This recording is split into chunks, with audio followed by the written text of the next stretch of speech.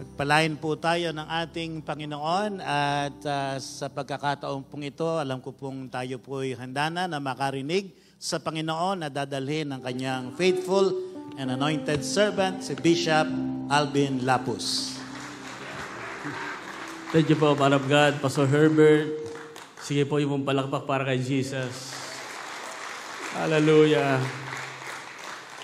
Ipagpatawad niyo ko, ang dami ko mga series na hindi natutuloy.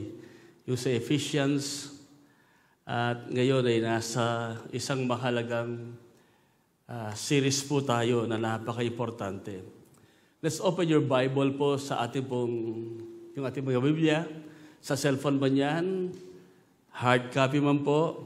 Sa 1 John chapter 4, verse 17.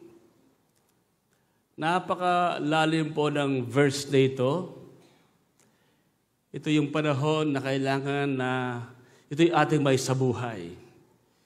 Sa NIV, sabi niya, this is how love is made complete among us, so that we will have confidence on the day of judgment. In this world, we are like Jesus. It's a powerful verse that reminds us that who we are. Mahalaga na kilala mo kung sino ka. Because how you see yourself will determine how will you behave, how will you live. Amen? Ang ganda sa pagkasabi rin po sa wikang Pilipino, sabi, dito yung naging ganap ang pag-ibig sa atin upang tayo'y magkaroon ng lubos na pagtitiwala sa araw ng paghuhukom. So, judgment is coming. Judgment is coming. And many are not ready for judgment.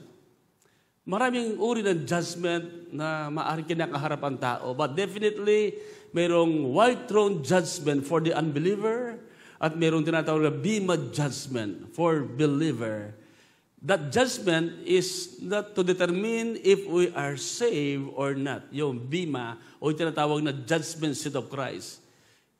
Our works will be judged. But sometimes in this context, madalas natatakot tayo sa ating mga sarili sa pwedeng mangyari sa atin. Nakokondemn tayo. At dito, ni-remind ni John the Beloved that our complete, perfect confidence comes from knowing that we are perfectly loved by God.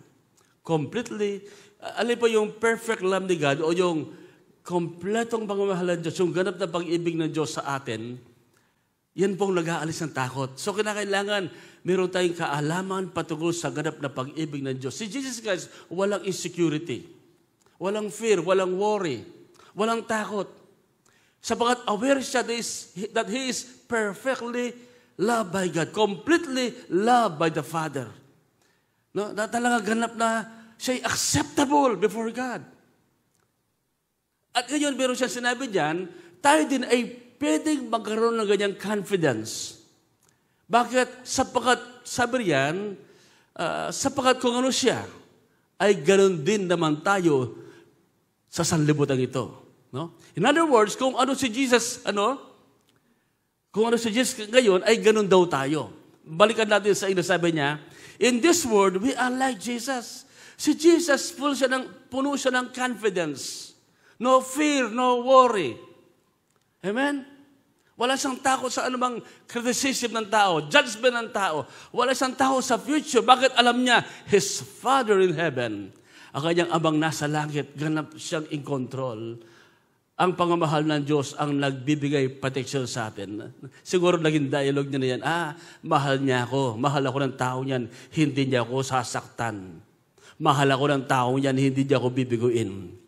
Mahal ako ng tao niyan, sisiputin niya ako, hindi niya ako pababayaan. Alin po mga kapatid, mahal na mahal tayo ng Diyos. Kung gano'n kamahal ni Jesus, na ang mas si Jesus, gano'n tayo kamahal ng Diyos. Yung perfect love, hindi nakakatakot. God's complete love gives us the confidence and the assurance na kung ano si Jesus, ay ganun tayo. Amen? So, ito'y mahalagang verse na dapat nating makita. One of the powerful, most important, and most powerful verse in the Bible that can change our lives. That can change, na pwedeng bumago ng ating mga buhay. Na tayo mahal ni God. At kung ano si Jesus, ay ganoon din tayo. Ang sabi riyan, in this world, not in heaven, but in this world, we are like Jesus. Marami sa atin, hinihintay pa natin mapunta ng langit. Mamaya mapapaliwanag ka pa po yan. In other words, kung gaano po ka-approve si Jesus sa Ama, kung gaano ka-righteous, no, ka-acceptable si Jesus sa Ama, ganoon din tayo, katanggap-tanggap sa Ama, sapagkat tayo na kay Kristo. In this world, not in heaven. But right here, right now, we are like Jesus. Now, this is very powerful. Being like Jesus is the most beautiful and powerful thing you could possibly experience. Yan yung maranasan mo, yung maging kawagis tayo ng ating pong Panginoon Jesus. Kaya nga po, itutuloy natin, nasa part 3 na tayo. Matagal po ko nag-recess. No, pero nakaka-bless yung ating pong mga tagapagturo. Nasa part 3 na tayo, live like Jesus. Sabi nyo, live like Jesus. Alam po, living like Jesus is the safest way of life. Kanina may pinakita sa akin si Pastor Ian, nalungkot ako, umiyak ang puso ko, hindi ko mapaniwalaan. Isang kilalang pastor sa buong mundo na talagang he was really respected, recognized. Isa po siya sa mga advisor, consultant ni Donald Trump during his campaign noon at ngayon. At nasyak ako yung kanyang nagawang kasalanan 20 years ago. 20 years ago, na siya batang pastor pa, na pinagsisihan niya. He stepped down from the pulpit for 2 years. Then muling bumalik na hindi niya na ginawa. Kaya lang yung bata na 12 years old noon, ngayon adult na at muling binuksan ang problemang yon. At kahapon, nag-confess siya, sinabi lahat. Naintindihan siya ng mga congregation, but the critical world, hindi siya maintindihan. He disqualified himself. Sapagkat namolesta niya ang isang 12 years old noong 1980. Namolest siya, pero hindi niya na-rape. Namolest siya. Kagalang-galang na pastor. So, mahalaga ito, mga kapatid, na sa buhay natin ito, gaano ka man ka-powerful, kagaling, katalino, ka-influence. Sa malupit na mundong ito, walang safe. Imagine, pinagsisisihan niya, ngayon muling kinalkal, muling binalikan. And now, he was forced to resign. Ito po yung pastor ng Gateway Church. Siguro kung hindi iba, hindi ko nababanggit ng pangalan, bahala na kayo maghanap. Kaya, nakakatakot ito, imagine. Nagsisi na-discipline for 2 years, bumaba ng pulpito. Ngayon, 1980 yun, Ngayon, 2024. Ay, mga kapatid, wala tayong ibang option kundi mabuhay na kagaya ni Jesus. Amen? Hindi lang mga pastor, lahat tayo. We need to live like Jesus. Why? Alam mo bakit yung pastor na yun nagsisi na, kinumpisal sa asawa, sa congregation, pero ang mundo hindi pinapatawad. Hindi pinapatawad. At ngayon, siya yung bumaba. Kasi kanina, 9 hours ago sa akin binasa Pastor Ian. Kahapon ba yun o kanina pa lang? Hindi ko na. Kahapon ba yun, So, mga kapatid, panahon na para tayo talaga, yung walang judgment. Sabi nga, ang judgment, hindi lang yung white throne, yung bima, pati sa mundong ito, ginajudge tayo. Totoo ba yan? Legit ba yan? That's why, ang pinaka-safe, pinaka-magandang buhay, piliin nating maging kagaya ni Jesus Christ. Nung bata tayo, ang dami natin mga pangarap. Pangarap para umulad, umasenso, maging matagumpay, maging kagaya ng tao ito. Pero wala doon sa ating mga pangarap ang maging kagaya ni Jesus. Maging katulad ni Jesus. Pero ngayon, ang tayo na-born again, naranasan si Jesus. Ang ating pangarap ngayon, kayo pang mga nandito, mga nakikinig, ay pangarap yung maging katulad ng ating Panginoon Jesus. Amen? Alam mo, kahit Christian ka, kung hindi natin pipiliin na maging puspos ng banal na Espiritu Santo araw-araw, puspos ng salita ng Diyos araw-araw, madali tayong magkasala. Si Lucifer nga nasa langit na, nagka-pride pa, babagsak, at nadaya pa niya yung 1/3 of the angels. So, never be overly self-confident. Ang prayer natin, Lord, make me like you. Jesus, make me like you. Amen? Maging kabangis mo ko, Panginoon. Kaya nga po, sa buhay natin, it is time to let the Holy Spirit manifest Jesus in our daily lives. Itong message po ito, pang-Christian, pang-anak ng Diyos. Now, God's Word reminds us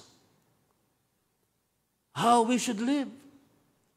It is time for us, the church, to live like Jesus. Sabi niyo, live like Jesus.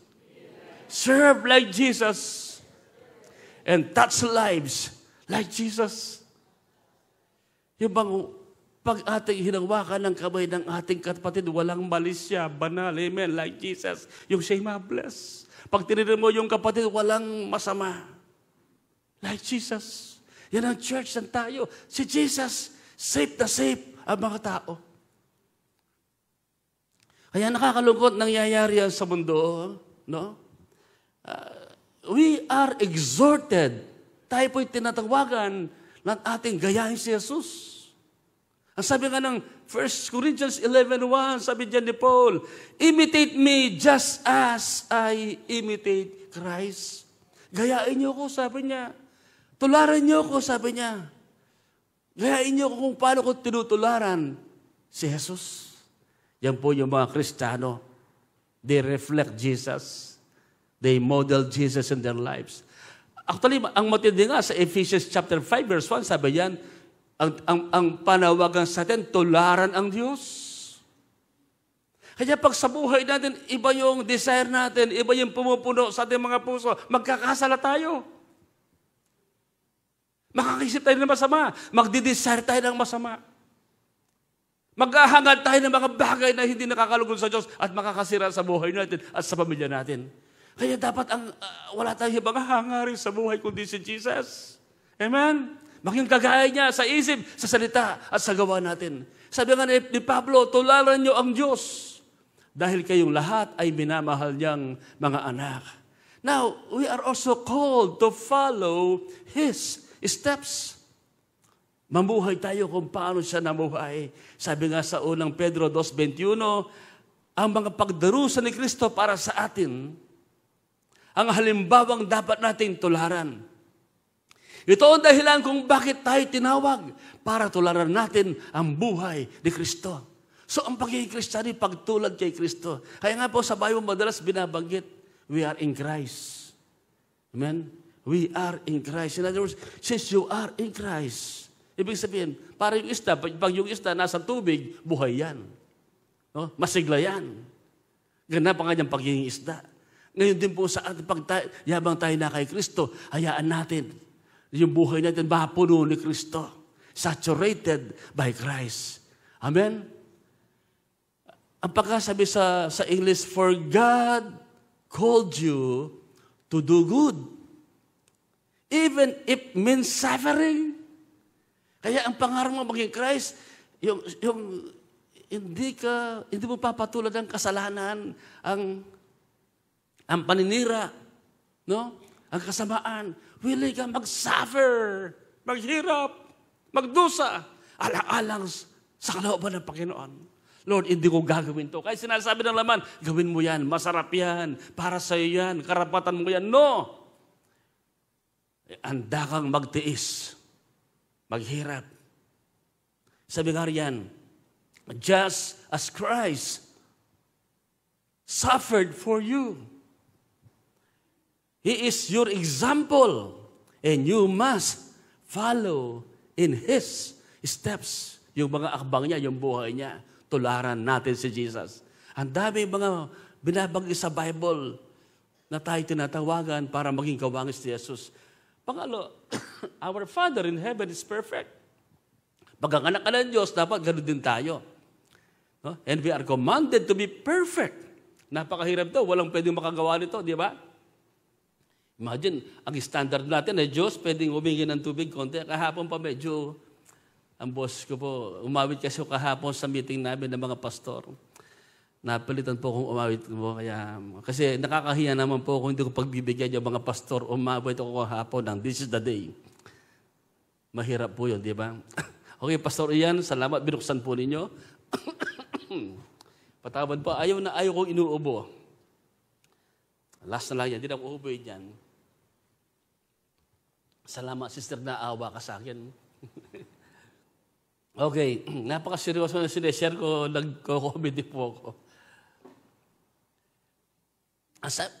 Ang sabi ng Matthew 5:48, kaya dapat kayong maging ganap. Pag ganap, walang kulang. Tulad lang yung amang nasa langit. Grabe yun, di ba? Ang taas ng standard. Now, paano natin makikita yung pagiging ganap ng Diyos kay Jesus Christ? Jesus is God's standard, God's standard of perfection is His Son, the Lord Jesus Christ. Kasi siya yung replica, siya po yung image ng Father, ang nakakita sa Ama, nakakita sa Anak. Is the radiance of the Father, yung kanyang maninig na liwanag, si Jesus Christ. Ngayon, pwede ba tayong maging perfect? Siyempre hindi. Salamat may Jesus. 2 Corinthians 5:21, through Him, naging perfect tayo. Mamaya makikita pa natin yan. Pang-apat, we are encouraged to have the attitude of Christ. Taglayin nyo ang pag-iisip ng tulad ng kay Kristo. Let this mind be in you. So, ang dami mga panawagan sa atin to be like Christ. Sa isip, sa galaw, sa puso, sa paglilingkod. At itong maganda na nakaka-encourage, we are destined to be like our Lord Jesus Christ. Tayo po'y nakatakda na maging kawagis ni Kristo. Kaya possible po ito. Actually, ang lakas ng faith sa atin ng amang nasa langit in this world, sabi niya, we are like Jesus. Kahit kumisan may mga Kristiyanong hindi like Jesus. Di ba? And yet, ang pananampalataya ng Diyos. Kasi ang ating Diyos kasi, bago niya umpisahin, tinatapos niya. Kaya in the eyes of God, although we are work in progress, but in the eyes of God right now, you are already a completed project. You are God's masterpiece, sabi niya, di ba? Ephesians 2:10. Ganun po kalakas ang faith ng Ama sa atin. Dahil kay Jesus Christ. At lahat tayo maging kawangis ng ating Panginoon. So, amen? Siguro yung nangyari sa pastor na yun, napakasikat na pastor, process yun. Ang hirap naman. Kasi Romans 8:28, all things work together for good. Pag sinabing all things, pati yung masamang bagay na yun, makakatulong sa kanya para maging kawangis ni Kristo. Ang sakit ang hirap Meron ganyang preaching si John Piper na paano yung kasalanan ay magamit ng Diyos para maging kawangis ka ni Kristo.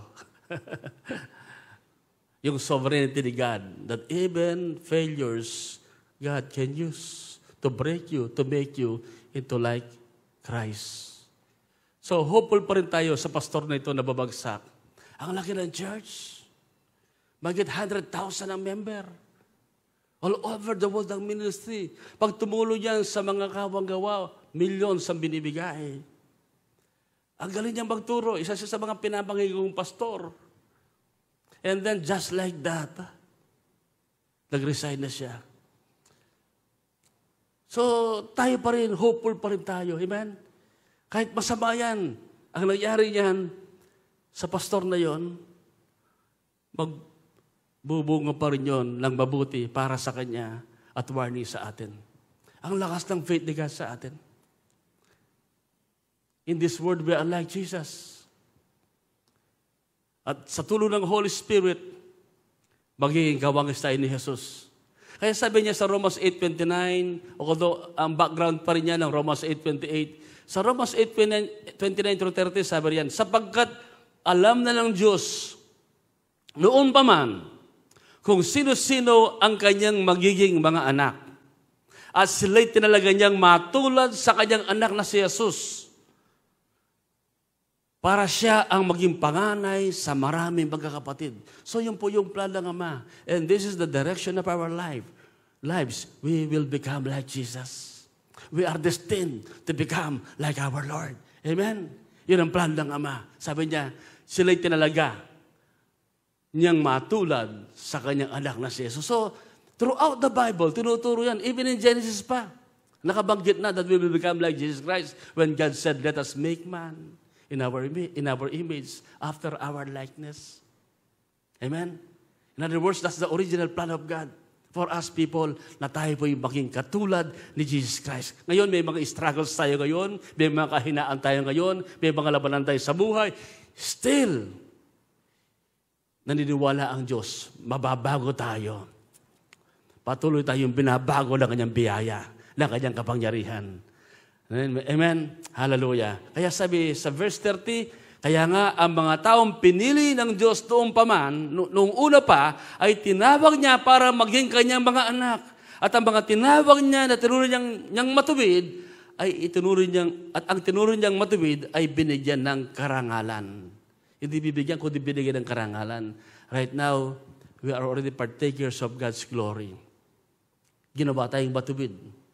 Ginawa tayong perfect. Pag matuwid, straight, walang kulang. Na kumisan parang is too good to be true ang sinasabing ito. And yet, ibang tumingin ang Diyos. Because we are in Christ.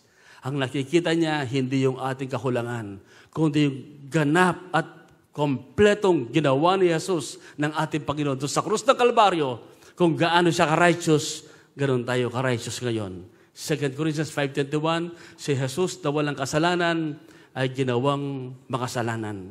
Upang tayong mga makasalanan ay maging matuwid, maging banal sa harapan ng Diyos. In the sight of God right now, yes, there are imperfections sa buhay natin, but in the sight of God, because you are in Christ. Amen. Ikaw ay ganap na. Parang itong microphone na ito, ikaw ito. Ito si Kristo. Parang nalagay tayo dyan. Natakpan tayo. Nandun tayo kay Jesus. Amen?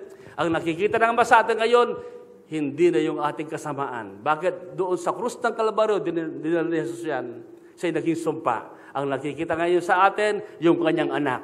Sabi nga ng Colossians, our life is hidden in Christ with God. Amen? Ang ating buhay nakatago.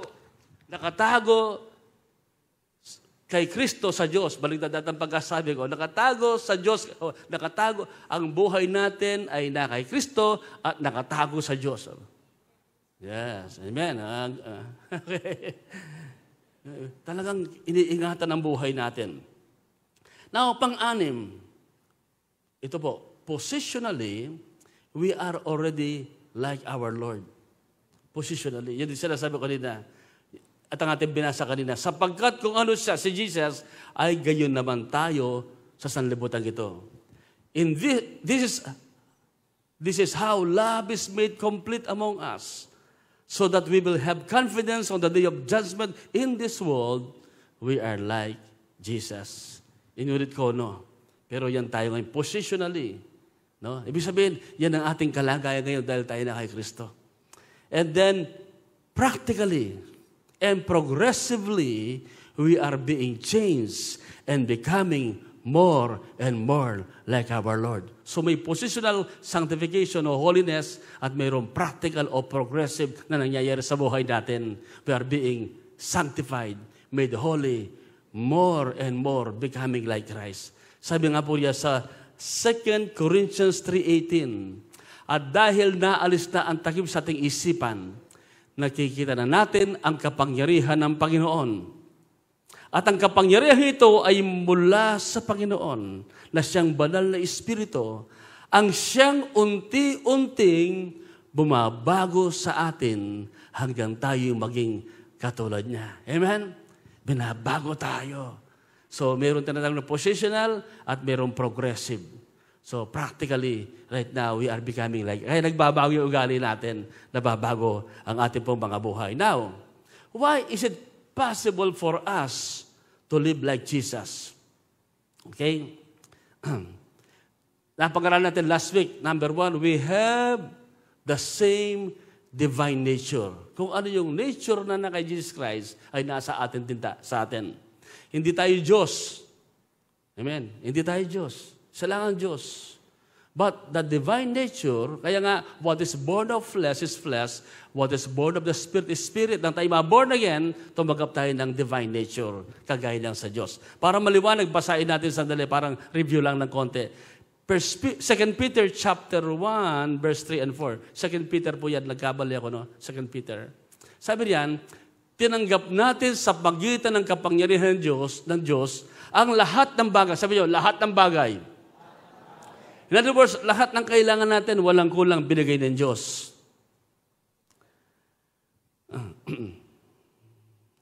Na magtuturo sa atin upang tayo'y mamuhay na baka Diyos.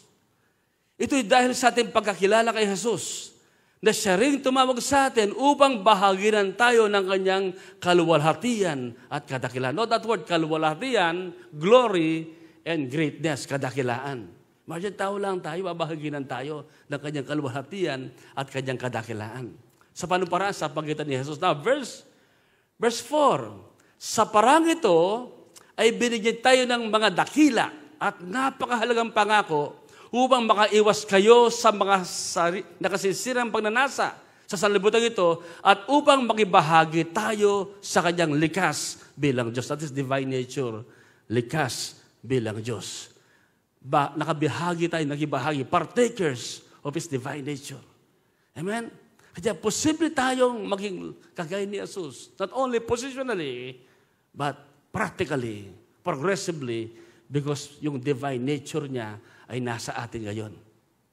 No? What is born of flesh is flesh, but what born of spirit is spirit.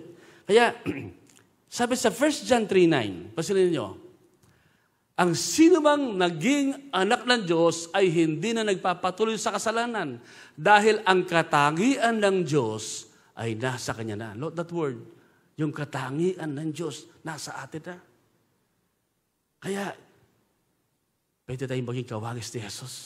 Nasa atin yung katangian niya. Kaya, mabait na tayo ngayon, di ba? Nagpapakabanal. Nabawas na yung pagiging chismoso, di mo ba? Madalang na lang. Okay. Mabait sa asawa, pati sa pusa, pati sa aso. Sa lahat ng bagay. Kaya, bakit po? Totoo tayong na-born again. At kaya nga sabi natin, at dahil nga ang Diyos ay kanyang Ama. Dati, isa lang ang anak ng Diyos, si Jesus Christ. Ngayon, nile-level tayo kung paanong si Jesus. Kasi nakikristo tayo eh. Kung anong relasyon meron si Jesus sa Lord, sa Ama, ganun yung ating relasyon. Separate from Christ, wala tayo. But because we are in Christ, parang si Jesus Christ din tayo. Amen? Because we are in Christ. Na kay Kristo tayo. Hindi na tayo nagpapatuloy sa kasalanan. Nasa atin na yung katangian ng Diyos.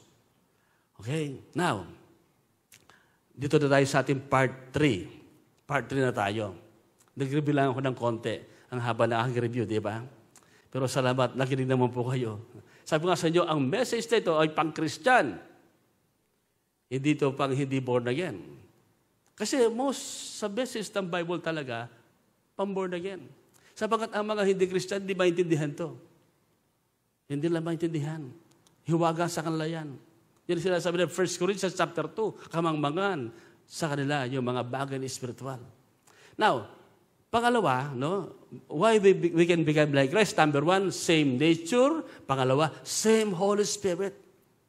Hindi lang tayo binigyan ng divine nature, but now, the same Holy Spirit na kay Jesus ay nasa atin din. Ang banal na Espiritu na nanahan sa Panginoon Jesus ay siya din na banal na Espiritu na sumasa atin.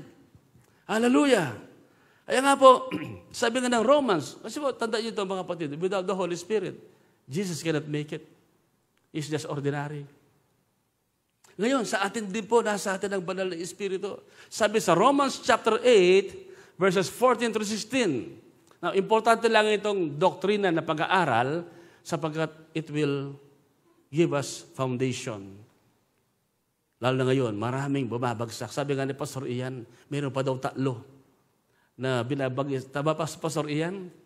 3 na binabanggit na mega churches pastor. Na, kung alam yung Charisma Magazine, ito po yung Christian Magazine, na hindi na lang, siyempre di babanggitin, na mega churches pastor. Kaya dapat mag-focus tayo kay Jesus. Hindi sa pagpapayaman, susunod na lang yun. Hindi sa pag-isikat. Ang ating focus dapat, maiksi ang buhay natin, di ba? Anong kwenta nun? Anong kwenta ng mga bagay na yan? Kung sira naman ang ating testimony, mapaya ang pangalan ng Panginoon. Kaya dumating si Holy Spirit para tulungan tayong maging kawangis ni Jesus. Not by might nor by power, but by my Spirit, says God. At dito, pinapakita sa ating babasahin na pagtutukang anak ng Diyos, hindi pwede hindi ka mabago. Sapagkat ang author ng pagbabago ay si Holy Spirit. Amen? Sabi niya, ang lahat ng pinapatnubay ng Espiritu ng Diyos ay mga anak ng Diyos. Hindi ka dadalhin ng Holy Spirit sa kasalanan, sa kahiyahiyang lugar. Hindi ka dadalhin ng Holy Spirit sa kapahamakan. Dadalhin ka ni Holy Spirit sa Christ-likeness. Dadalhin ka niya sa Christ sa inyo. Amen? Sa care group, sa prayer. Dadalhin ka niya sa kabanalan. Ang lahat ng pinapatnubayan. In other words, pag naging anak ka ng Diyos, napaka-strong, napaka-powerful ng leading ng Holy Spirit, ng patnubay ng Banal Espiritu Santo. Kaya nandito kayo. Dapat masarap ang panahon na matulog o manood ng TV, di ba? Pero nandito kayo. Bakit dinadala tayo? Kasi kailangan tayo marinig ang message na ito. Dinadala tayo ni Holy Spirit sa pagiging kawangis ni Jesus. At ang sabi ng verse 15, sapagkat hindi espiritu ng pag-aalipin ang iyong tinanggap. Ano? Sa kasalanan, sa kabulukan, sa luwag ng bagay. Upang kayo mamuhay sa takot. Sa halip, ang iyong tinanggap ay ang espiritu ng pagkakop o adoption upang kayo'y gawing mga anak ng Diyos. Kaya tayo tumatawag sa Kanya ng Ama. Ama ko. At ang sabi ng verse 16, at ang Espiritu, the Holy Spirit, ang nagpapatotoo kasama ng ating Espiritu na tayo'y mga anak ng Diyos. So yung Holy Spirit na yan is the same Spirit na naka Jesus Christ. Hallelujah. Kaya nga po, 2 basic goal, purpose, why the Holy Spirit came. Maliban sa tayo born again, ano? 2 basic goal of the Holy Spirit. Number 1, to manifest the character of Christ. To manifest the character of our Lord, Jesus Christ, through us. At pangalawa, manifest His power through us. Dalawa, alayo niya. Character ni Christ. Sa buhay natin, ma-reveal, ma-manifest, makita yung totoong Jesus. The real Jesus, makita sa atin. Pag nakita tayo, nare-remind sila about Jesus. Pag-ilipan mo na anak, to reveal the true Jesus, to glorify our Lord through us. The purpose of the Holy Spirit is to make the Lord Jesus so real in our lives. Para makita ang totoo siya sa buhay natin, hindi actingan. Kaya we are being sidetracked pag hindi ito yung ating goal, purpose natin. Yan ang pinakalayo ng Holy Spirit. Makita yung totoong Jesus. Ang dami Jesus ngayon eh. Pati nga sabungan by Jesus. Yung Kristo, sabungan. Huh? Ang dami mga Jesus na pinipray sa Bible. Pero ang gusto ng Holy Spirit, makita yung totoong Jesus sa buhay natin. Mamaya, makikita pa natin yan. Ang pinananais ng Banal na Espiritu ay gawing lalong totoo at buhay sa buhay natin ang ating Panginoon Jesus. Lalong buhay at totoo sa buhay natin si Jesus. Hindi ka anong popular ang sinishare ko, but it need to be preached. Tanungin natin ang ating mga sarili. Totoo bang buhay si Jesus sa buhay ko? Sa salita ko, sa kilos ko, kung paano kinausap ang asawa ko, ang anak ko, ang kaopisina ko, ang katulong ko? Nakikita ba na ako'y nagpupunta sa church, may dalang Bible? Nakikita ba sa buhay ko na totoo si Jesus? O masamang ugali ko? Ang nakikita si Judas, si Hestas, si Barabas. Mga kapatid, sa church natin, dapat ang nakikita ay si Jesus. Can I have an amen? The Holy Spirit wants to manifest the character, the attitude, and the virtue of our Lord Jesus Christ through us. Nasa langit na siya. Dapat ang word maging incarnate sa buhay natin. Nakikita sa atin si Jesus. Hindi yung tayo swapang, saking, mainggitin, matakaw. Walang pasensya, walang pagmamahal, walang malasakit, hindi considerate. Gisan mo kasan, yung ulam, inubos mo, hindi mo tiniran, meron pang kakain. Diba? Sa grupo, sa church, sa music, sa Sunday school, sa care group. Nakikita sa buhay rin si Jesus.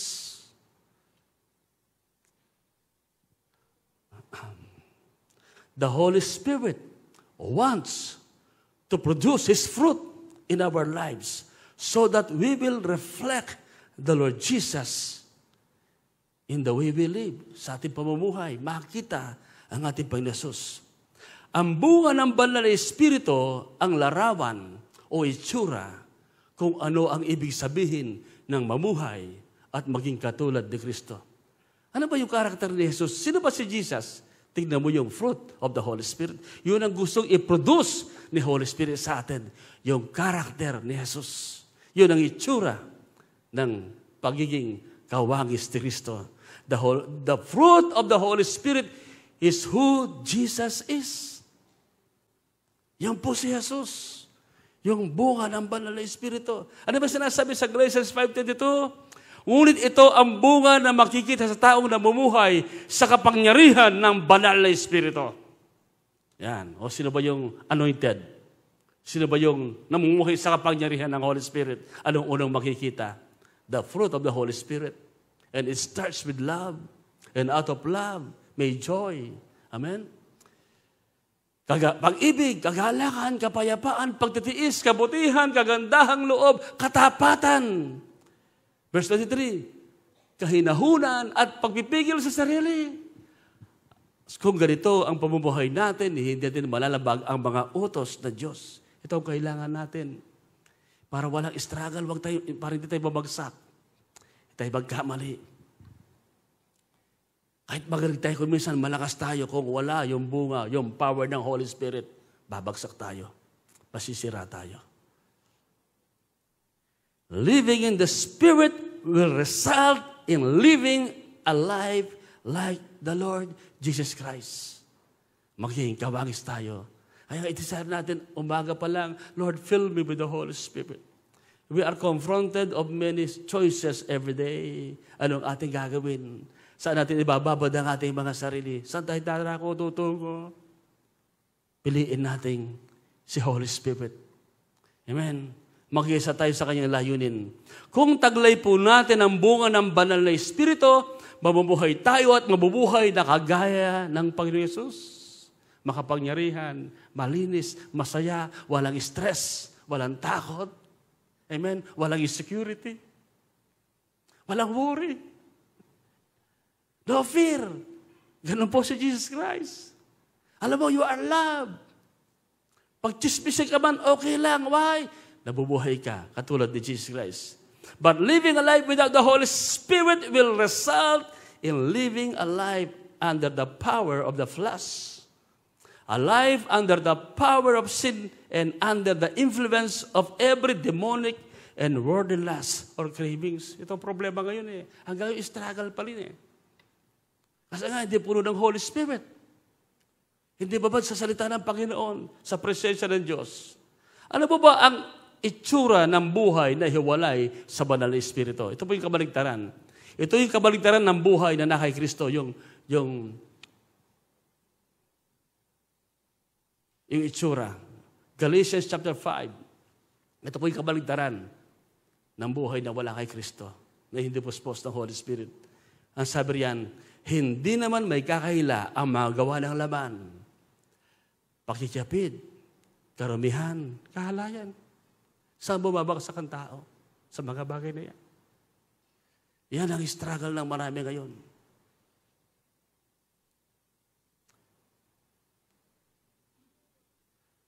Bandang alauna daw, marami na talaga yung mga nasa mga pornography. Ano? Basta bata pa lang. Kaya kung dito ipuspos ng Holy Spirit, mapupunta tayo dyan. Kasi nang gusto ng laman. Hindi ko ba imagine yung pastor na yun, 12 years old yung bata, 20 years old siya. Tinawag daw siya sa room, na-abuse, wala namang sexual intercourse. Sabi niya, huwag kang magsusumbong, masisira ang lahat, sabi niya. Tahimik ka lang. Pero sa bandang huli, nag-confess. 2 years. Ha? Bumaba. After that, parang okay na. Biglang-bigla, may magbong na naman. Nakakatawa talaga. Pero nung na-present noon, di ba, dito yung dapat yung walang legal issue sa buhay natin, like Moses, di ba? Yung mga unsettled issues sa buhay natin. Hirap. Kaya dapat talaga magpakmaba tayo, amen, mamatay sa sarili. No? Biyaya ng Panginoon. Kasi ang tao malupit. Pinatawag ka na ng Diyos, ang tao, hindi ka pa matatawarin. Napatawad na, nagsisi na, nag-repent na, pinagbayaran na for 2 years. And then, kinalkal uli. At yun, sabi pa ng babae, baka meron pa pong nandyan, sabi niya, labas kayo, sabi niya. Parang naghahanap pa ng gulo, lalo talaga. Oh, sinudan siya niyo, na baka ginandiyan kayo ng pastor, labas kayo, labas, sabi niya. Hindi sa Diyos yun eh. Yung babae yun, hindi na sa Diyos. Nagsisi na yung tao, napatawad na. No? 1980 pa nangyari. Nag-step down na discipline. Ganun po yung mundo. Nagbago ka na, nagsisi ka na, hindi ka pa tatawarin. Ang naiisip pa rin yung ginawa mo noon. Pero kay Jesus, wala na yun eh.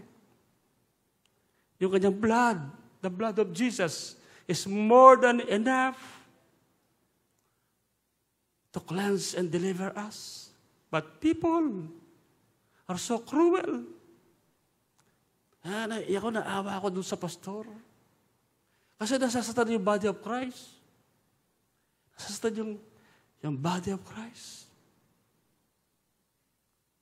Actually, binabagid din niya yun sa pulpito eh. Sabi niya, alam niyo naman, sabi niya, sa kanyang pangangaral, panahingan ko siya, sabi niya, I have fallen to sexual sin. And I paid a great price for that, sabi po ni Robert Morris. Binabagid niya yun. Kasi settled na yun. Sa mundo pala, hindi. Ngayon, ang tanong, pwede ba siyang ikulong? Meron tinatawag na statute of limitation ba yun? Pag umabot na ng 12 years, yung kasalanan, wala na. Gusto pang ipakulong. Kahit nagsisira ng tao. Buti meron yung statute of limitation. And yung kine-question naman yung statute of limitation, hindi raw maganda. Lahat naman may punto, di ba? Pero mga kapatid, yung mga binabagit natin yan, kahalayan. Alam mo, magandang magbago na ngayon, magsisi na. Amen? Lala, sa panahon natin ngayon, uso yung live-in. Alam mo yung pakikipid? No?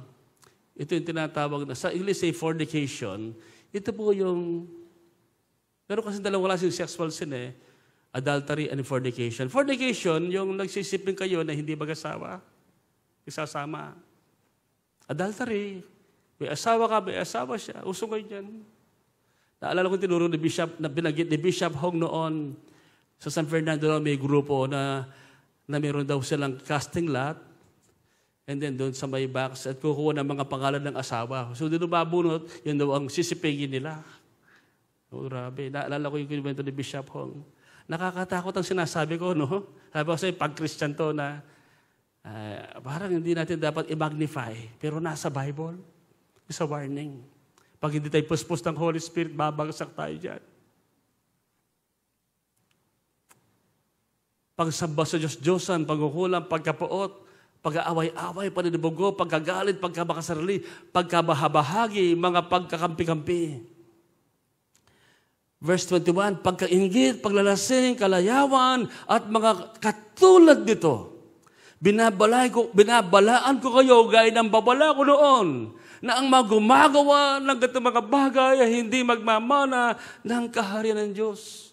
Sa Corinthians, binagin ni Paul yan Dati ganyan kayo, pero kayo napatawad na, sabi niya. Binalal na kayo, sabi ni Paul. So in other words, maaari sa atin, ganyan tayo dati. Diba?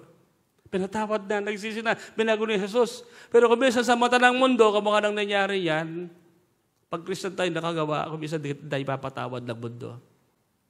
Kaya, hangarin natin na maging kawangis tayo ni Jesus. At ang warning na yan, ang gumagawa ng itong mga bagay ay hindi magmamana ng kaharian ng Diyos. Kaya nga po, if your lifestyle is a description of Galatians 5, 19 and 21, mag-reflect, mag-repent. Why? That is not the picture of a genuine child of God. Hindi tayo yun. Hindi tayo yun. Pero may ganun. Why? Kasi they allow the world. They are not filled with the Holy Spirit. Wala sa church. Wala sa prayer. Walang salita ng Diyos sa buhay nila. Kaya dito ko nakita without the Holy Spirit, it is impossible to live the Christian life. Kasi hilig ng katawan yan Gusto ng tao yan, yung mga binanggit na yan. Paglalasing, masarap uminom ng alak. Masarap maglasing, nakakalibot ka, para nasa cloud nine ka. Masarap pag-usapan ng buhay na may buhay. Pag pestahan, gawin pulutan. Diba? Masarap yung mga bagay na yan. Kaya, ang industriya, ang showbiz, sikat na sikat, ang mga dyaryo. Kasi lang gusto. At kung minsan nakikisaw-saw tayo kasi masarap. Pero praise God, pinalaya tayo ni Jesus. Pinuspos tayo ng Holy Spirit at mabubuhay tayong kagaya ni Jesus. Amen? Hallelujah. Thank you, Jesus. So the two basic goal of the Holy Spirit, number one, to manifest the character of Jesus Christ through us. At ang fruit of the Holy Spirit, yun si Jesus. Love, joy. Ano ba pag may nalakan joy? Ano man ang sitwasyon mo? You can rejoice. Sapagkat ang kagalakan natin hindi nakatipende sa sitwasyon. Tayo ay may dalang joy. At ang goal natin, magbigay ng joy, kagalakan, ng pag-ibig sa ating kapwa. Amen. Ito, itutuloy natin ito. Maganda po ito. To manifest His power. Jesus' power. Through us. The Holy Spirit wants to manifest the power of Jesus Christ through us. At mabibitin tayo. Itutuloy po natin next year. Baka po kasi may leading sa Holy Spirit, iba yung mag-preach. Amen. Anyway, tayo po lahat ay tumayo na po. Hallelujah. Dalangin natin si Pastor Robert Morris. At hindi lang siya, kami mga pastor, at kayo rin po. May mga anak tayo, mga tatay tayo. Kung hindi tayo filled ng Holy Spirit, iba ang pupuno sa atin. Ang turo sa amin ng aming teacher noon, si Pastor Jess Candelaria, sabi niya, Satan always fills vacuum. Empty spaces. Ang kaaway daw, ang diablo, lagi niyang pinupuno yung mga walang laman. Yan itinuro ni Jesus sa Matthew chapter 12. Yung about demon spirit. Na pag umalis sa tao, at yung taong yun, yung tahanan yun, matapos malinis, walang laman, babalik sila. At magsasama pa ng mas malala. That's why we need to be filled with God's Word. Every day. We need to be filled with the Holy Spirit. And allow the mission, the goal of the Holy Spirit to be accomplished. That we will manifest His fruit. Love, joy, peace, kindness, long-suffering, meekness, self-control, goodness. Hallelujah. Sa oras po ito, as we pray, invite the Holy Spirit to fill you, to manifest Jesus, to reveal the true Jesus sa buhay natin. At ang nag-uumpisa yun, nag-uumpisa sa love, sa pag-ibig. And let's pray for one another.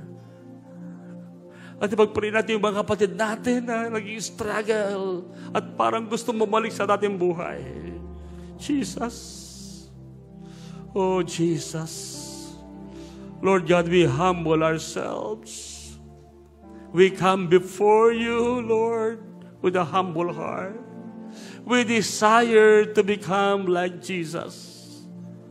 Yun po yung iyak ng aming mga puso.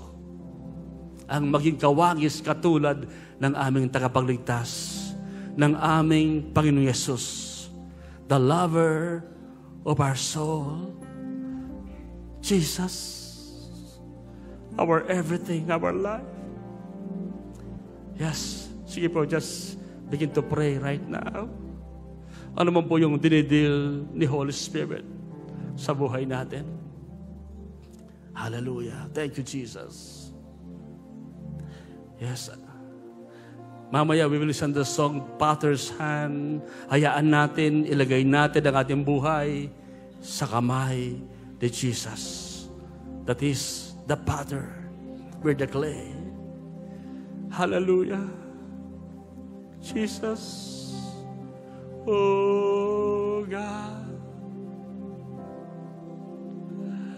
Jesus. Create more hunger in our hearts to become more and more and more like you. Kung meron pa po sa buhay namin na mga hangarin, pagnanasa na hindi maganda at nagbibigay lungkot sa iyong banal na Espiritu, deliver us, forgive us.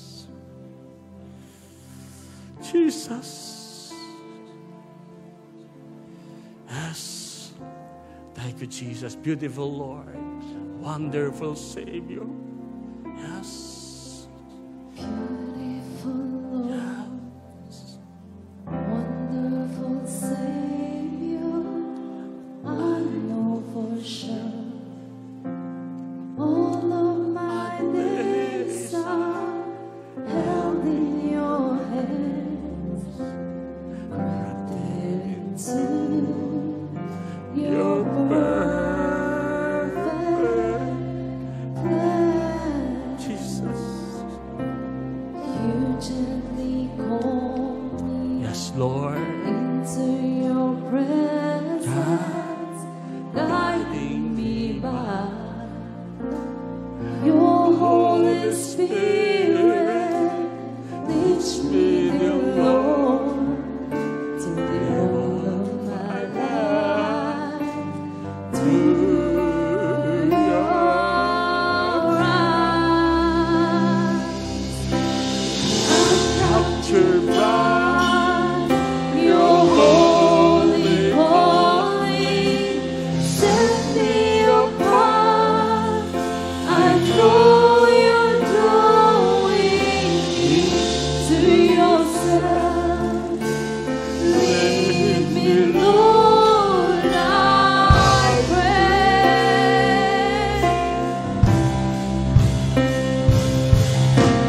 Take me, hold me, use me, fill me.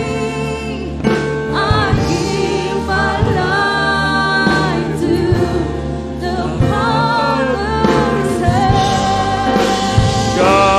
God. Hold me, you guide me, lead me, walk beside me.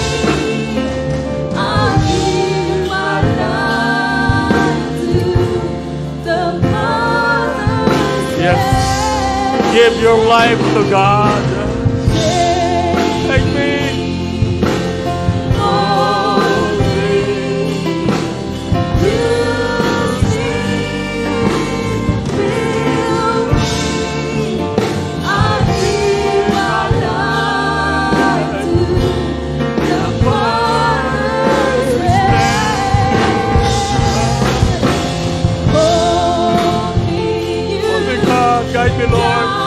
Guide us, Lord God. Lead us. Yes, God. We need you. We need you, God. I give my life to the Father's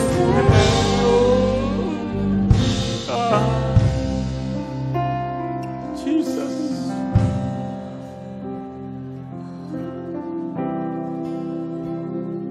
Yes. Yes, Lord, you gently call me. Jesus. Oh, yes, we heed your call. Yes. Yes.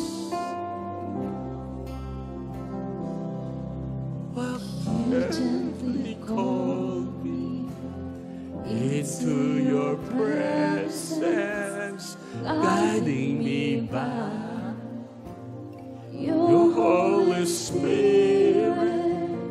Teach me, dear Lord, to live all my life through your eyes. I'm captured by your holy calling. Set me apart. Yes, be captured by your holy I calling. know you're Oh, to yourself. God.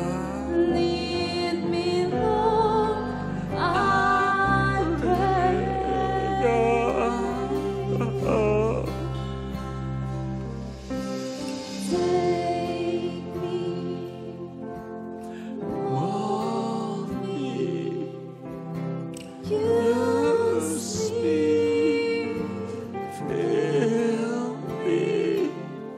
I Give give my my life to the the Father's hand. Yes, mold me. Yes, mold me, guide me. Lead me, walk beside me.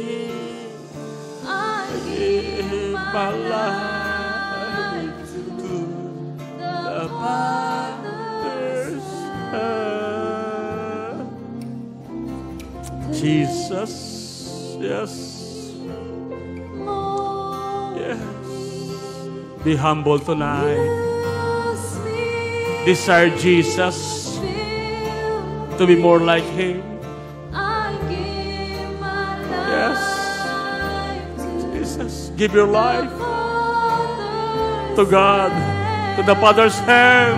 Allow Him to mold you. Hold Yes. me, you Guide me, lead me, walk beside me. I give my life to the Father's hand. Thank you, Lord.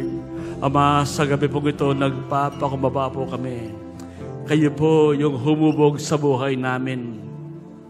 Gawin mo kaming kawangis ni Jesus.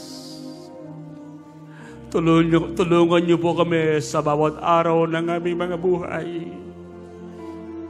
Kayo po yung gagabaya, hawak, mangunguna sa buhay namin. Sayang yung oportunidad na mabuhay para sa iyo at makita si Jesus sa buhay namin. Hindi namin alam kung hanggang kailan pa kami sa mundong ito. Ang nais namin ay makita si Jesus sa aming pamumuhay, sa aming salita, sa aming pakikitungo, sa aming paglilingkod. At para mangyari yun, we need the Holy Spirit. Dear Holy Spirit, tonight, fill us. We allow you, we invite you. Holy Spirit, hallelujah. Ama, dinadalangin namin yung aming kapatid na nagsisi na. Pinatawad mo na. Pero, he is being accused by the enemy. And the body of Christ is hurting.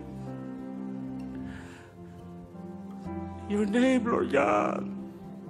Pangalan po ninyo sa mata ng sanlibutan ay nahamak. We pray, Father, dalangin namin, huwag ka namin mabigyan ng kahihiyan. Tulungan niyo po kami ng sitwasyon ito na nangyari. Ay, yung biyaya at habag ninyong makita, you can turn it around for your glory. Jesus, Jesus. Pinagkakatiwala namin ang buhay ng aming kapatid na ito. Hindi lang siya, kundi bawat isa po sa amin maging babala. Mag-ingat kami. Piliin namin lumakad sa gabay ng iyong banal na Espiritu. Huwag sa aming makasariling pamumuhay. Huwag kaming humiwalay kay Kristo. Sa bawat sandali ng aming mga buhay, mabuhay kami para sa Kanya. Hallelujah. Pwede po magpagpahin natin ang ating katabi. Hawakan mo sa balikat. Pray for one another right now. Patuloy siyang mapuspos ng Holy Spirit. Maging kawangis ni Jesus. Marami sa atin malayo pa po tayo. Practically speaking, malayo pa tayo doon sa image na yun. Sige po, let's pray with compassion and passion. Pray for your husband, for your wife, for your daughter, for your mom. Begin to pray right now in Jesus' name. Yes, Lord. Sa mga musician, pray for one another, Lord. I pray for my brother. God, cover. Jesus, preserve him, Lord. Hallelujah. Mabuting bagay na pinagpisan mo sa Lord.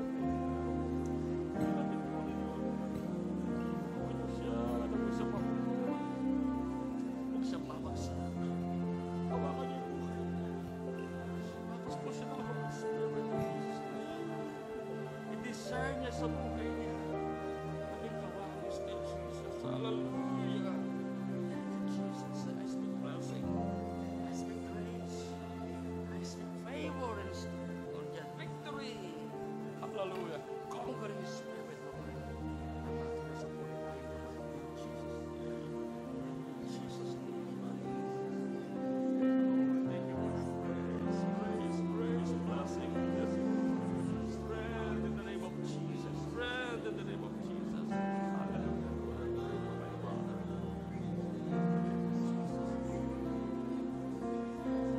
Ang biyaya na hawak sa buhay natin kapatid. Kapuspusan ng banal na Espiritu Karakas. Ang nimbesahan mo maganda sa buhay niya, Lord, hindi masisira. Gaganapin mo ninyo. Ipagpapatuloy ninyo in the name of Jesus.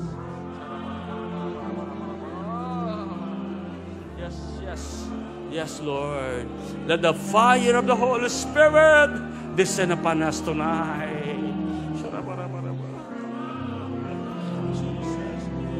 Jesus, pray with passion, compassion. Yes, God, we pray.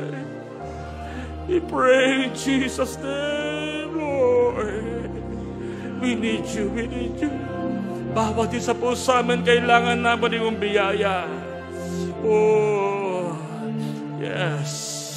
Ang tanging paraan lang ay kami maging kawangis ng aming Jesus. Pahintulutan ang inyong banal na Espiritu sa buhay namin na manguna at puspusin kami. Jesus. God. Jesus. Yes, Lord. Yes. Jesus, oh Lord. God. Yes, be filled tonight. Be filled. Oh, Rabaraba. God. Yes, God. Hold me, use me, fill me. I give my life to the Father's hand. Hold me, you guide me,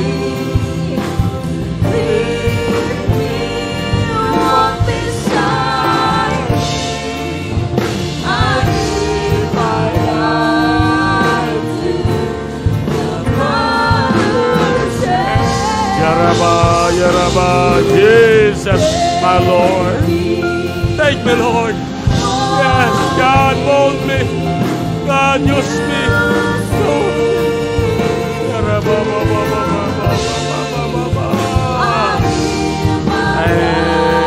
Thank you, Jesus.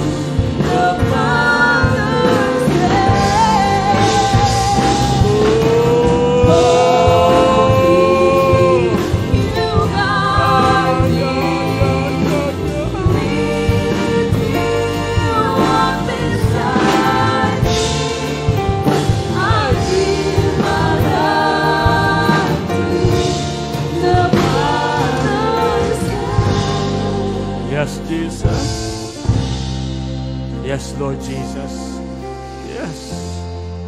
Bago po ibigay kay Pastor Herbert, huwag tayo aalis sa Bible. Amen. Huwag natin kaya yung katamaran ay managumpay. Ito yung panahon magbabad tayo sa presensya ng Diyos. Huwag niyong pabayaan ang inyong devotion, ang inyong care group, ang ating pagdalo. Matindi po yung labanan. Hahanap tayo ng kaaway ng butas para masira ang pamilya, ang testimony natin. So mga kapatid, is jungle out there, sabi nga. Matinding labanan. Ayan natin si Jesus ang maging ambition natin. Makita siya sa ating mga buhay. Hallelujah. Yes, Jesus. Sige, palakpakan natin si Lord. Jesus.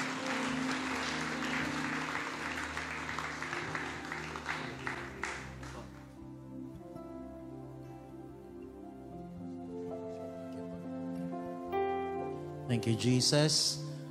Atin pong ipagpipray si Pastor Edith sa Sabado po. Siya po ay pupunta ng ibang bansa. May git na 1 month po siyang magmimisyon at sasama sa mga kapatid po niya. Pwede po bang tawagin po natin dito sa harap si Pastor Edith? Palakpakan po natin ang Panginoon. Ang atin pong church administrator at idadalangin po natin, i-bless po natin siya.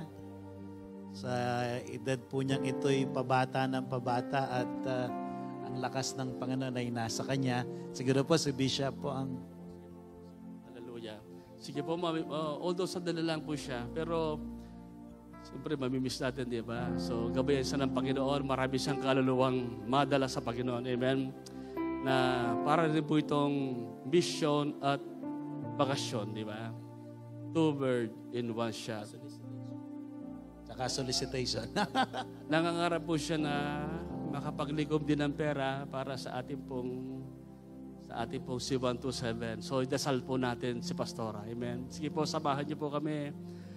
Salamat po sa buhay ng inyong lingkod. Kayo po nagpasimula ng magandang gawa sa buhay niya. At salamat, ginaganap niyo po ito. And we thank you, dear God, that the steps of the righteous are ordered by the Lord. And as we trust in you, Lord God, and acknowledges you in our ways, you will always direct our path. At maging po sa lakad po ito ni Pastora, yung plano po ninyo magtagumpay, ang iyong pag-iingat, gabay, lakas, karunungan, kapuspusan ng banal na Espiritu, at mabungang paghayo ay kanyang maranasan. Father, glorify your name as he preaches, Lord God, sa mga churches na mapupuntahan niya, na kung saan siya may invite, Lord God, the anointing will flow. Jesus will be revealed. We thank you so much, Ama, maging ngayon hanggang siya makarating sa mga lugar na sa ibang bansa na pupuntahan niya. Ang iyong lakas, ang iyong gabay, ang iyong pag-iingat, ang kanyang maranasan. We thank you for the fire of the Holy Spirit upon his life. We thank you, that God, that her mouth, Lord, will speak your words with power, with healing, with deliverance and anointing. And Jesus Christ, our Lord, will be glorified. Salamat po sa mga provision na kailangan niya sa kanyang pag-alis. Salamat, your traveling grace and mercy is upon her, Lord God. We thank you sa kanyang paglalakad, pagpunta ng airport, pagbaba ng aeroplano, at pagpunta sa mga dapat niyang puntahan. Si Jesus palagi ang kanyang kasama, ang gagabay. We thank you, dear Holy Spirit. And Father, pinagkakatiwala namin ang aming kapatid sa kanyang paghayo at amin siyang inahabilin sa iyo sa makapangyarihang pangalan po ng Diyos Ama, ng Anak, at ang Santong Espiritu at ay bibagsabi na, Amen. Hallelujah. Maraming salamat po. God bless you po. Tayo po ay manalangin.